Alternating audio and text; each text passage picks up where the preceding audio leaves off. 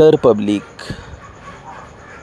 मी तौसिफ गडकरी आणि आपलं सर्वांचं स्वागत आहे माझ्या नवीन व्लॉगमध्ये. तर आज आपण घेऊन आलेला आहे ते नवीन विषय. आज पाटणमध्ये रस्ता रुंदीकरणाला सुरुवात होत आहे.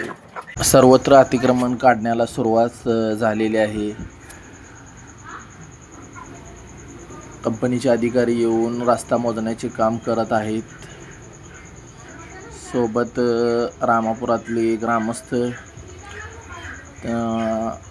आपापले जागा मोकळी करून देताना रस्त्याची रुंदी आपण पाहिलं तर 9 मीटर लेफ्ट साईड आणि 9 मीटर राईट साईड असं 18 मीटरचं रस्त्याचं रुंदीकरण होणार आहे. त्यामुळं हे आमचे मिस्त्री बघा, तुम्ही पाहू शकता असं हे काम चाललेलं आहे.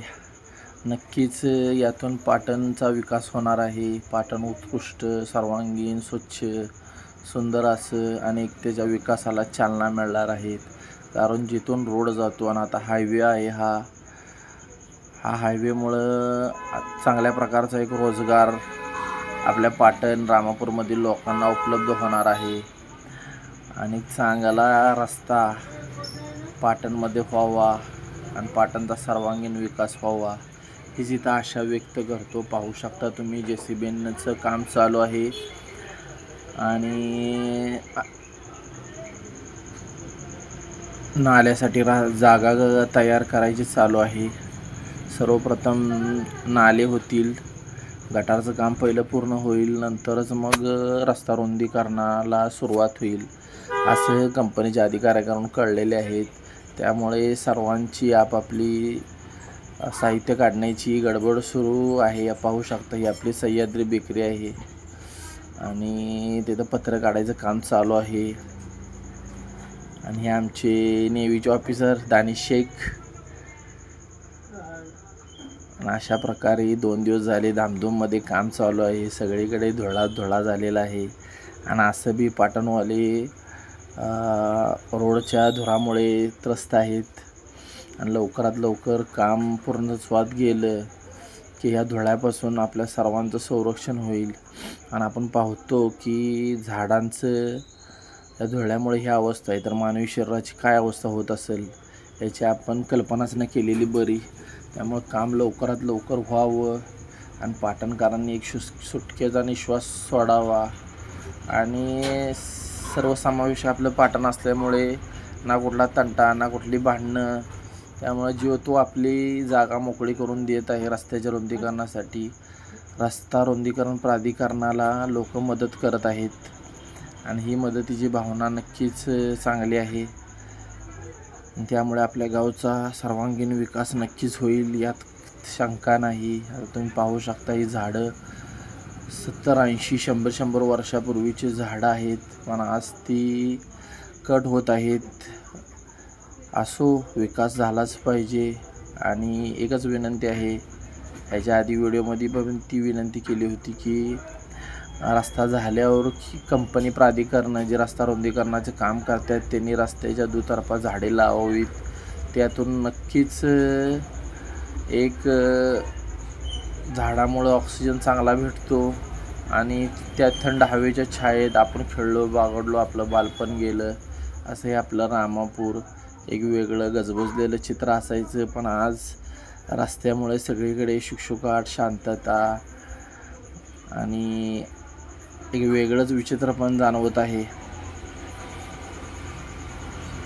सगळीकडे रस्त्याचं काम चालू आहे. रामनगरपासून ते रामापूरच्या चौकापर्यंत रस्त्याची लेवल करण्याचं काम चालू आहे. तसेच विजेचे खांब असतील ते बसवण्याचे काम चालू आहेत. उद्या दिवसभर पण लाईट नसणार आहे. लाईटची तारा ओढण्याचे काम चालू आहे. त्यामुळं काळजी घ्या, गडबड करू नका, वाहने सावकाश चालवा. लाईट्स नसल्यामुळे चार्जिंग करून घ्या लवकर, नाही तर परत जर मोबाईलची सवय असली तर दिवसभर त्या चार्जिंग नसल्यामुळे मोबाईल बंद राहील, त्यामुळे कॉन्टॅक्ट होणार नाही.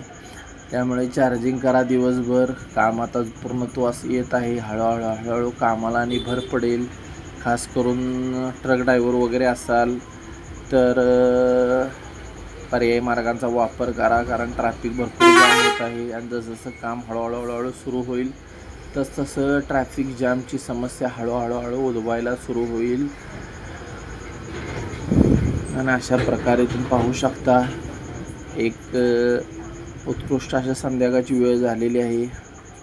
आणि कामं तर चालूच आहे, दिवस रात्र कामं चालू आहे. जो पत्रे काढण्याचे गडबडीत आहे. राहिलेली भर वगैरे विटा वगैरे ट्रॅक्टरमध्ये वगैरे भरून आपल्या घरी नेण्याची जी त्याची गडबड आहे. आपलं साहित्य कसं हे होईल, कारण एकदा अतिक्रमण काढायला कंपनी आली की मग ती तोडातोडीवर येतात. परत नंतर केस पण होऊ शकते, भांडणं वगैरे झाली तर. त्यामुळे असल्या भानगडीत पडू नका. कंपनीला सहकार्य करा, चांगली भूमिका घ्या.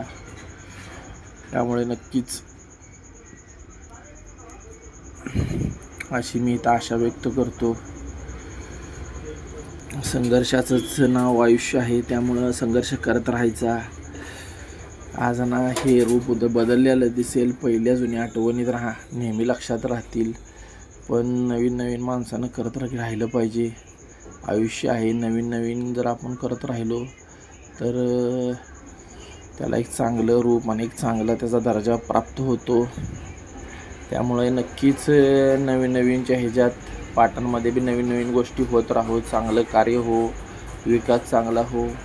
त्यामुळं आणि हा रोडची भविष्यात चांगली गरज आहे, कारण आत्ता एवढं ट्रॅफिक जाम होत आहे की आपण पाहतो की ट्रॅफिकमुळे तास अर्धा तास पाटणमध्ये पहिली मी लहान होतो तेव्हा रस्त्यानं गाडी नसायची.